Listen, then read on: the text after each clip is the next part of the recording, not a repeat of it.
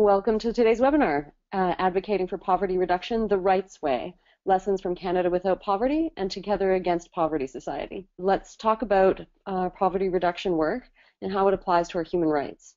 So what is the context in which we say living free of poverty is a right that each of us hold? Michèle, would you like to address that?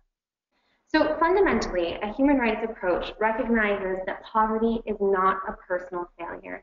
It's not the inability of someone to pull up their bootstraps. Poverty has systemic causes.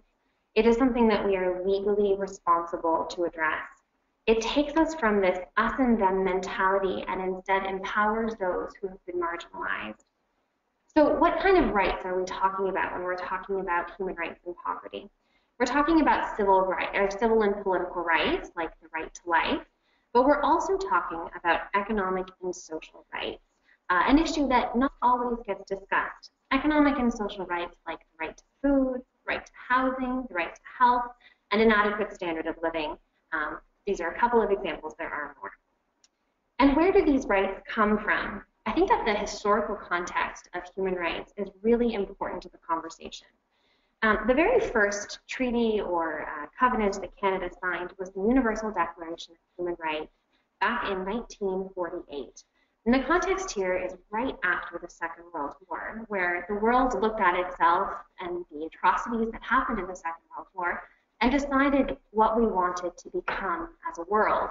And thus became the Declaration of Human Rights, which Canada, of course, did ratify. And something quite interesting about this is that Article 12 of the Declaration does specify the right to an adequate standard of living. These economic and social rights that I just mentioned, the right to food, the right to housing, the right to health. After this, Canada has signed a number of other covenants that guarantee the right to an adequate standard of living as well as these other rights.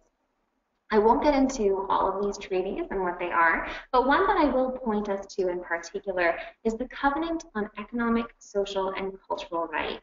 We signed this back in 1976. We ratified this covenant, which spells out specifically these economic and social rights that we are responsible for. Article 11 of which is perhaps the most fundamental to economic and social rights in Canada. And I want to mention as well, I think this is so important to our discussion, that these obligations fall to all levels of government. So that means that these economic and social rights are the responsibility of provinces, territories, local governments, and the federal government. It's very important to remember that it does fall to all levels of government. The other question then is, how do we achieve these rights? Well, there's this idea of progressive realization. It means that we have to take small steps towards the realization of these rights. We have to keep moving forward one step at a time. But it doesn't mean that we have to take a giant leap overnight. It doesn't mean that we have to move from 4.9 million people in Canada who are living in poverty today to 0 tomorrow. It's progressive realization, but it means that we always have to keep our human rights obligations in mind, and we always need to be moving forward. So how is Canada held accountable for these rights? Some of you might not have even heard of economic and social rights, but have heard probably about civil and political rights, like the right to vote, the right to not be tortured, all of these fundamental rights. Where do these economic and social rights get upheld? Well, there's a couple of ways that the United Nations keeps us accountable for these rights. One of the ways is through treaty body reviews. So treaty bodies are responsible for reviewing Canada's compliance under each of these covenants. So, for example, the Committee on Economic, Social, and Cultural Rights just met in February 2016 to review Canada's compliance with the Covenant on Economic, Social, and Cultural Rights.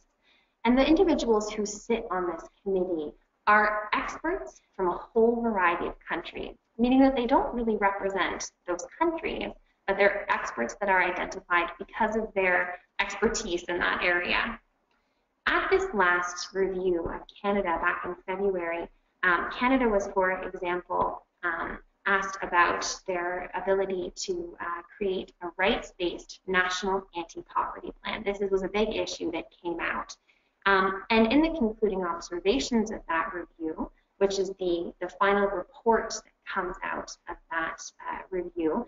Canada was told by the United Nations, as we've been told in many other years, that we must create a rights-based national anti-poverty plan in consultation with civil society, Indigenous groups, and others.